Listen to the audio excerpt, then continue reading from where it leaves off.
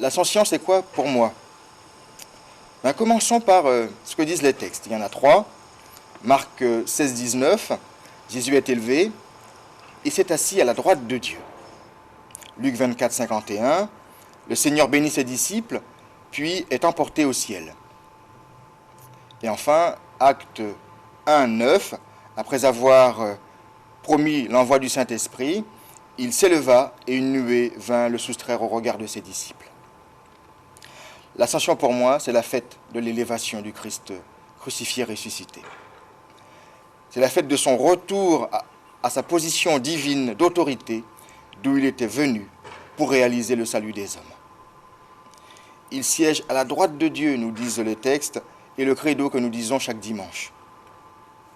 De cette position, il agit, il travaille, il combat pour établir le royaume de Dieu promis.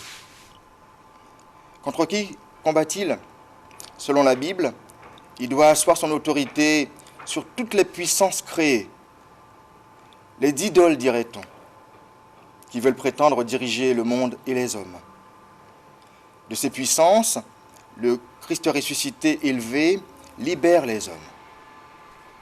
Alors l'ascension est une fête de la liberté pour moi. L'homme est libéré de toute domination pour avancer vers le royaume de Dieu. Et puis l'ascension s'inscrit au centre d'une trilogie. Résurrection, ascension, Pentecôte. C'est le ressuscité qui est apparu à ses disciples qui est élevé.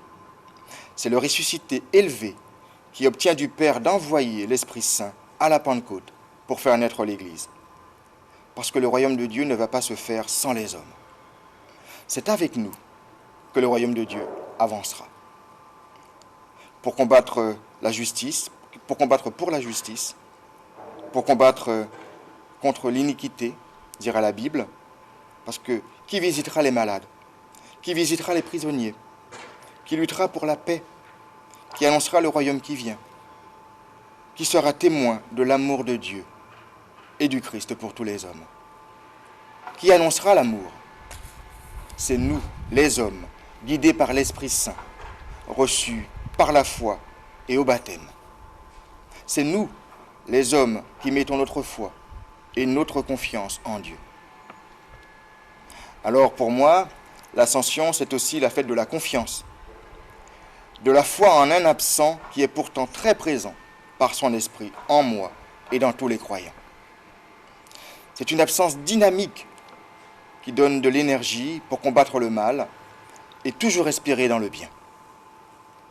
Dieu, en Jésus-Christ, est à l'œuvre, même si je ne le vois pas et ne le comprends pas toujours.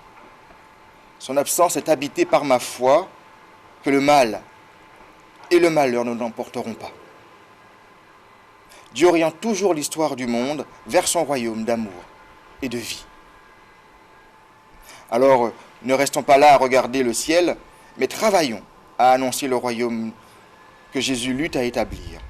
Faisons-le en parole et en acte. Bonne fête de l'Ascension à tous.